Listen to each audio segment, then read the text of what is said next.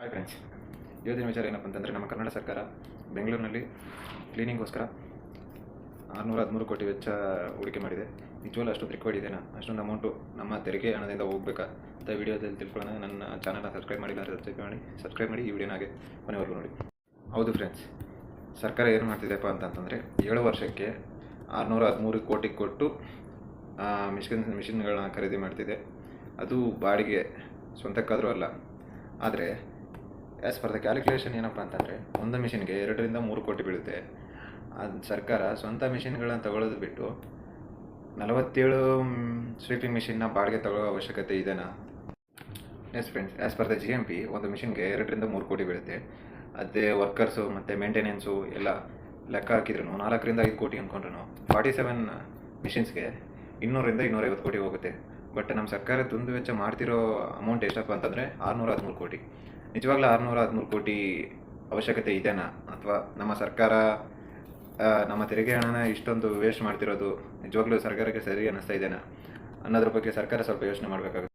ಯಾವುದೇ ಅಭಿವೃದ್ಧಿ ಕಾರ್ಯಗಳಿಗೆ ದುಡ್ಡಿಲ್ಲ ಅಂತ ಹೇಳೋ ಸರ್ಕಾರ ಅದೇ ಈ BBMPಗೋಸ್ಕರ ಇಷ್ಟು 47 ಸ್ವೀಪಿಂಗ್ ಮಿಷನ್ನ ಯಾವುದೋ ಒಂದು ಪ್ರೈವೇಟ್ ಕಂಪ್ನಿಗೆ ಬಾಡಿಗೆ ತೊಗೊತಿರೋದು ನೋಡಿದರೆ, ಇದು ನಿಜವಾಗ್ಲೂ 613 ಕೋಟಿ ಈ ಮಿಷಿನ್ಗಳಿಗೇನ, ಅಥವಾ 200 ರಿಂದ 300 ಕೋಟಿ ಖರ್ಚು ಮಾಡಿ 400 ಕೋಟಿ ಯಾವುದಾದ್ರೂ ಜೇಬಿಗೆ ಹೋಗ್ತಾ ಇದೆನಾ ಅನ್ನೋದು ಅರ್ಥನೇ ಆಗ್ತಿಲ್ಲ ಫ್ರೆಂಡ್ಸ್. ಇನ್ನೊಂದು ವಿಚಾರ ಏನಪ್ಪ ಅಂತಂದರೆ, ಈಗ ಆಲ್ರೆಡಿ ನಮ್ಮ ಸರ್ಕಾರದ BBMP ಹತ್ರ ಆಲ್ರೆಡಿ 27 ಮಿಷಿನ್ಸ್ ಹಾಳು ಬಿದ್ದಿದ್ದಾವೆ. ಮೀನ್ಸ್ ಕಾಂಟ್ರಾಕ್ಟರ್ ತೊಂದರೆಯಿಂದ ಅವ್ನ ಮೇಂಟೆನೆನ್ಸ್ ಅವೆಲ್ಲ ರೆಕಾರ್ಡ್ ಇಲ್ಲದೇ 27 ಮಿಷಿನ್ಸ್ ಇನ್ನೂ BBMPಯಲ್ಲಿ ಹಾಗೆ ಹಾಳಾಗಿ ಬಿದ್ದಿದ್ದಾವೆ.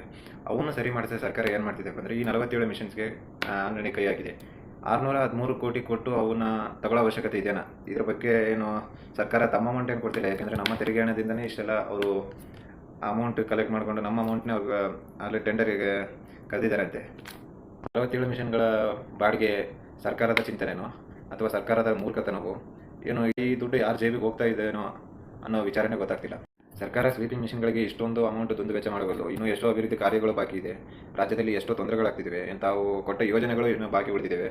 ಅವಕ್ಕೆಲ್ಲ ಅಮೌಂಟ್ ಇಲ್ಲ ಅಂತ ಹೇಳೋ ಸರ್ಕಾರ, ನಾವೇನಾದರೂ ಅಮೌಂಟ್ ಪ್ರಿಂಟ್ ಮಾಡ್ತಿದ್ದೀವಿ ಅಂತ ಹೇಳೋ ಸರ್ಕಾರದ ಯೋಚನೆಗಳು ಇವೆಲ್ಲ ನೋಡ್ತಾ ಇದ್ದರೆ ಯಾವುದೇ ಉದ್ಯೋಗಾವಕಾಶಗಳಿಲ್ಲ ಯುವಕರಿಗೆ.